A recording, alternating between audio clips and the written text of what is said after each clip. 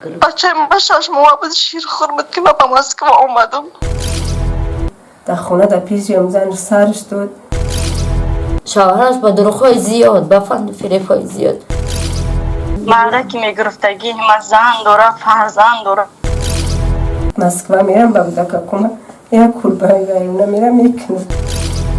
در این قدر وزمینه زندگی و در این قدر قیمتیش جوابش را با 2 کودکی خردسالش میدید. حالم جانی مرا بخیر.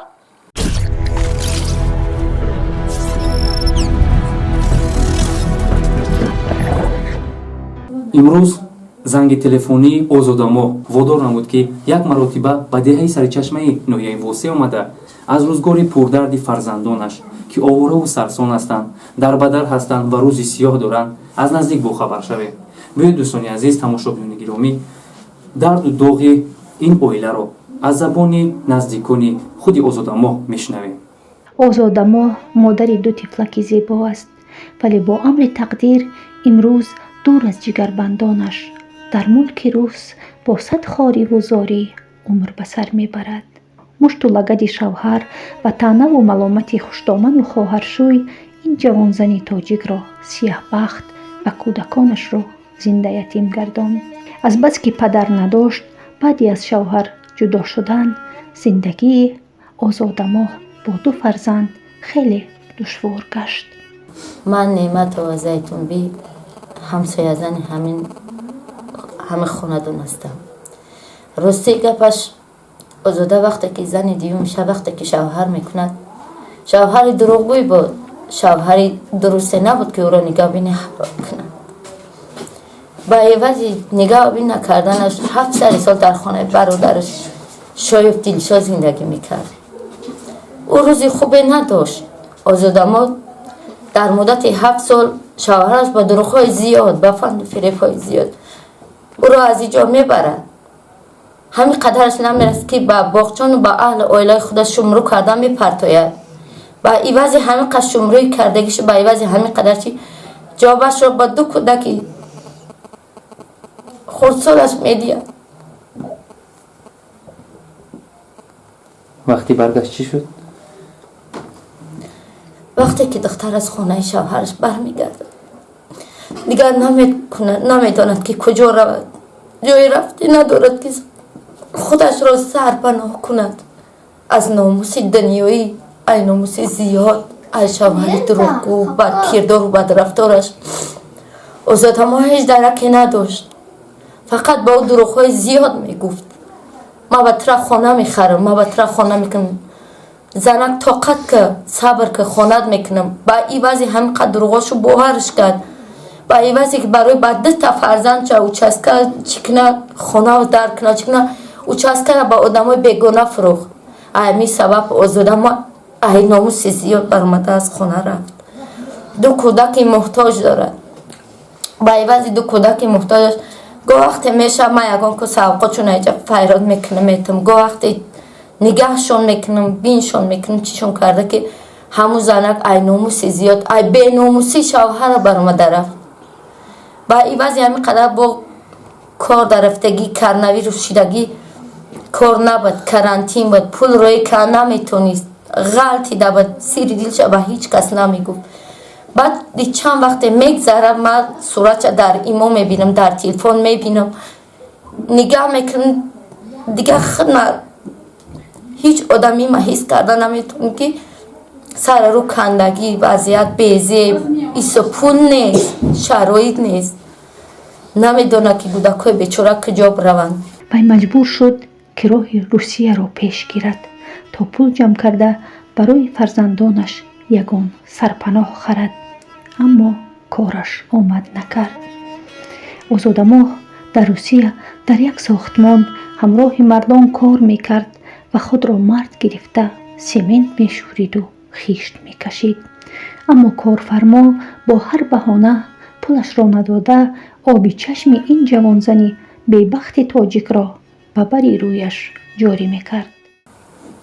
ман очи озодамо соли ва қурбонбӣ духтарам 2003 шавҳар кард. домод омад гуфт зани ман 3 бора пираса худагӣ شش سروق دارم میز کرده گفت نکی گپی دروغ گفت نه زنش توزی را خدوی چیز نشد زنده و نکی دختر من دیگه بود عذاب داد در خونه در پیش هم زنش سرش داد دیگه دختر من طاقت نکرد اومد هیچ در کنید نه میشون نه چی مسکو میرم با بودک کنم یا کلبه گایم نمیرم میکنم دیگه رفت چند بور خیلی کناویرش در کس هرشید درگه گفتیم بوی نرمتی دنم بیا که صورت جدیدم که غردگی گفتم چی کوکه دایی طریقا چی قویل نشید خیلی کسرش دبده من نگفتم ده اینم تو گودکک شد نه بچه چشمه کشی نوسته من نیشنی وقتی زندگیش ویران شد به یکون شکایت نکرد؟ نه دختری من نه دعوا کرد نه چی برای الیمن گرفتن؟ نه تو زیاد ما بیچ نگفتیم انا هر سوشید شش تو در میجا بود سویده هر در چی نکرد نه دعوا کرد نه تو زیاد نمی هیچی نمیگه میگه خیلی زنش کسریه چی نمیگن دختری وقتی زندگیش ویران شد به کجا اومد؟ چون میدونست که در خونه پیاندر است کو؟ خونه میگه کش اومد گسته اومده با قرض کرده بعد برومد به مسکو رفت در خونه برادرش روزش چی خیلی بود؟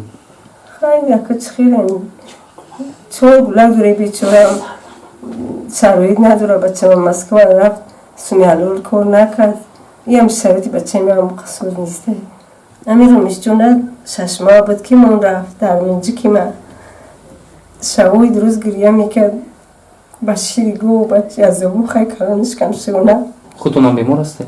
خیلی ازم شنبیده میرم تابت میکم میام بقصد اوزادامو پدر نداشت؟ پدرش گذشت اوزادامو اینا 11 سال شد مناسبتی پیاندرش چی خیلی است؟ میشه اون نگاه میکنه که سوپیره جونو چند بیایی سمانه تا میگه میگه چم کمی میگه مولی میه بچه جون چی نام داری؟ سوپیره جون گربزه بچه صابیره؟ گربزه بچه چند ساله ای تو؟ 4 ساله اوچه تا یاد کردی؟ چند قش اوچه تا ندیدی؟ 4 تا آها. یاد کردی شه؟ چی گفتن میخوای اوچه تا؟ بچه مرا بیار کی بیاره؟ سمایلاتی هوایی بچه مرا بیار یا سودتا اما بچه کلانی من میرفت پیشش لباسش تر میگه بچه عذاب دونه خواهم میگم بچه خیلی چکو کنم من نمیفرست و قصر اومد بیا باقچه هر روز میفخدم میکشم یا ببریا برا یا کی چی اگر نیستم دختری من بود میکن زندگیشون پیش بودن کمتون سوم دوسته یعنی کار میکرد؟ و با مطمئن باقچهش کسری بود نگاه و بینش میکرد میگفت نه ایسته ببرای خونه براوه حسیاتی رشک نمیگذاشت؟ رشک میکرد خیلی کسی باشه رشک میکنه چند مدتی که در روسیه کار میکرد شکایت میکرد که پولهایش رو نمیدیم به قبل کی درد میکنن میگفت که بچه سلمانه دیدیسن چه خیلی کنم امی دو فرا بتن دیگه نمیستم 4-5 جوی کش علیش کرد مدتی 3 سال وی در ملک روز زحمت کشیده باشد هم نه صاحب خانه شد نه صاحب پول و مال بالای سوخته نمکاب گفتگی بر این از آشیانه بلند افتیده جراحت برداشت حالا این زن تاجیک در ملک روس در جایگاه بیماری خوابیده است و خدا را زاری می کند که او را به نزد فرزندانش برگرداند.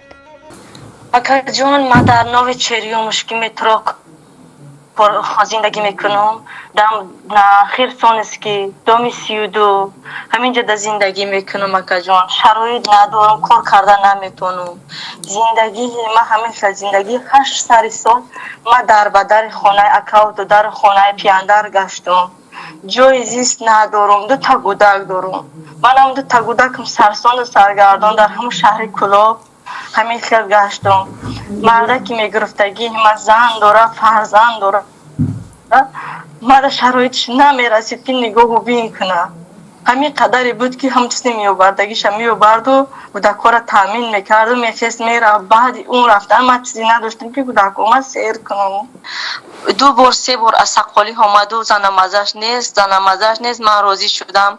وعده داده بود که من تو در خانه و در میکنم. خانه و در نداشت.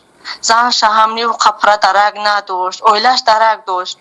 نیکی عاقبت بعد 2 تا فرزنددار که شدم، بعد زنش درک و هر دیمانه برده در یک خانه جا کرد. بعد همو دیگه جنجال رزبار سر شد. من با 2 تا فرزند راه نداشتم که کجا برم چیکار کنم. من خودم که زن بودم، زن اون فکر میکردم که بسیارش میکنه و نیمه جنجال مناقشه چند بار با خودکشی دست زد زنش. خودم میکشم میبرمد میرم خودم میکشم. عاقبت من گفتم که من 2 تا فرزند دارم، این هم زن مادر همین مقصد خودش یگان کار نکنه. من ننگ و ناموس تا اومدم و برآمدم همو خانه. چند سال شد شما دور از وطن، دور از فرزندان خود؟ 2.5 سال میشود که جان من ای مقصد ای کودکم ای فرزندم ای مادرم ای دوستان ای همه دورم، ای همه چیز من دورم. در کرانتین عذاب کشیدم، کسل شدم، ماندم. خانواده‌تون از این درد شما باخبرند؟ یک تا اکا دارم. اکا من 2 سال در مسکو کار کرد. خانواده‌اش حتی تعمیر کردن نتونست. 4 تا فرزند داره. یک تا مادر دارم. مادری من تو قمت اگر میدونه که مثلا جانی مرا بخیر. اوچه من میدونم که اوچه من کسلیم. من پول روی کد اوچه را اختا توبت کن. اوچه من در دل به من میکنه اولش میدونم که کسله. من سوم جمع کردن نمیتونم. 2.5 ساله من جمع کردگی سوم ندارم. من بیومم جای زیست ندارم. فرزندم ببینم. من بچه من 6 ماه بود شیر خورمد که من به مسکو آمدم. من خواهش میکنم التماس که کمی هم باشه مرا غریب های مسلمان های کمی هم باشه مرا کم ترک دستگیری کنن سوی بیا کل باشم به وطنی خودم بر بگردم. من ینگای ازادمو شیرنظر با گولک میده 6 ماه پرتفته به مسکو رفته است. شوهرم 2.5 سال در مسکو کار کرد، یگان چی نشد. من مدت 6 سال در خونه من ایستاد. شوهرش با 3 مرتبه از ساقالی اومد گرفته فند و فریب کرده. گفت که از گلگدار شود میبرم. به غرض یگان امی خوراکواری امی سبو کرد. دیگه قبچه آرده و روغن یگان چیز کمک نمیکرد. اما دختر گفت برادرش کمک خودش تا چی رسانده.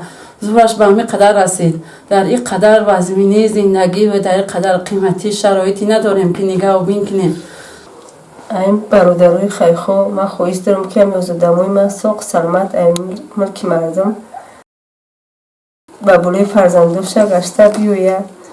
من زورم نمیرسد که آزادمای شیرنظر فرزندایشون را نگاه بین کنم. شرایط اون وزمین و همین شرایطی وزمین از شما خواهش دارم که امی آزادمای شیرنظر یگان کمک خودتون رسونید به بالای سر فرزندایشون ساق سلامتی رسن. امیدواریم که پس از تماشای این نوار پرسوز افراد سخاوتمند به این زن مهاجر دستی مدد دراز کرده و بازگشتی آزادمو به وطن مساعدت میکنند.